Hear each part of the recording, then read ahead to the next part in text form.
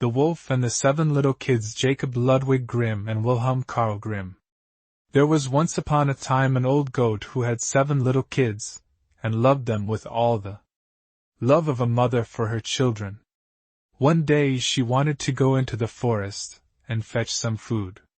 So she called all 7 to her and said, "Dear children, I have to go into the forest. Be on your guard against the wolf. If he come in, he will devour you all, skin, hair, and all. The wretch often disguises himself, but you will know him at once by his rough voice and his black feet." The kids said, "Dear Mother, we will take good care of ourselves. You may go away without any anxiety." Then the old one bleated, and went on her way with an easy mind. It was not long before someone knocked at the house door and called, "Open the door, dear children. Your mother is here, and has brought something back with her for each of you." But the little kids knew that it was the wolf by the rough voice. "We will not open the door," cried they. "Thou art not our mother. She has a soft, pleasant voice, but thy voice is rough. Thou art the wolf." Then the wolf went away to a shopkeeper and bought himself a great lump of chalk, ate this and made his voice soft with it.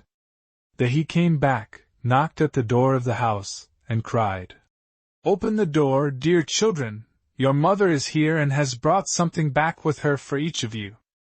But the wolf had laid his black paws against the window, and the children saw them and cried, "We will not open the door. Our mother has not black feet like thee. Thou art the wolf." Then the wolf ran to a baker and said, "I have hurt my feet. Rub some dough over them for me." And when the baker had rubbed his feet over, he ran to the miller and said, "Strew some white meal over my feet for me."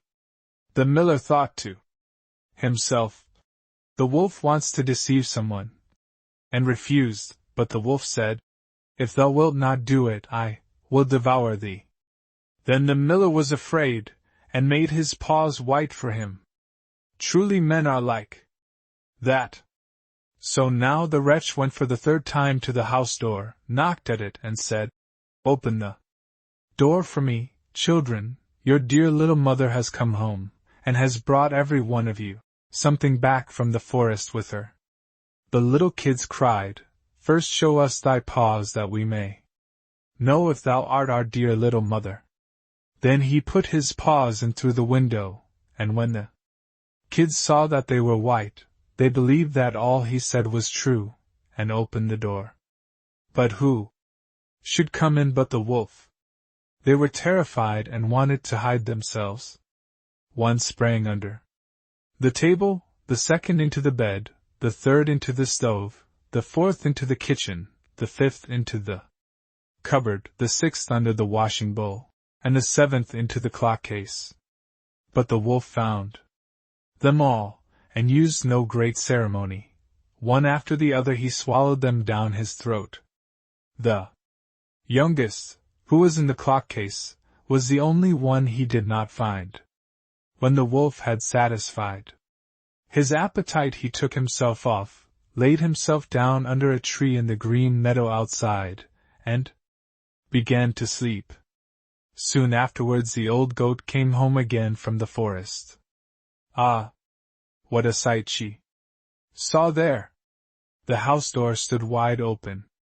The table, chairs, and benches were thrown down, the washing bowl lay broken to pieces, and the quilts and pillows were pulled off the bed. She sought her children, but they were nowhere to be found. She called them one after another by name, but no one answered. At last, when she came to the youngest, a soft voice cried, "Dear mother, I am in the clock case." She took the kid out, and it told her that the wolf had come and had eaten all the others. Then you may imagine how she wept over her poor children.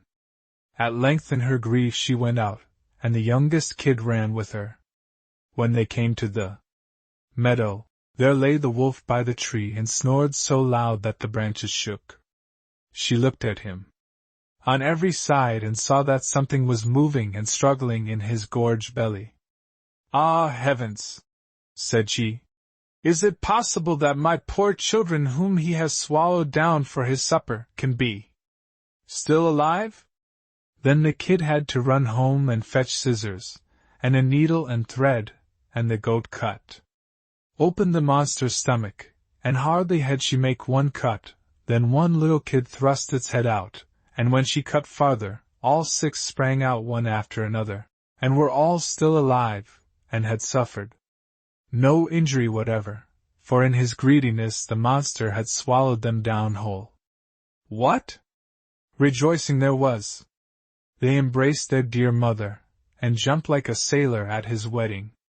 The mother, however, said, "Now go and look for some big stones, and we will fill the wicked beast's stomach with them while he is still asleep."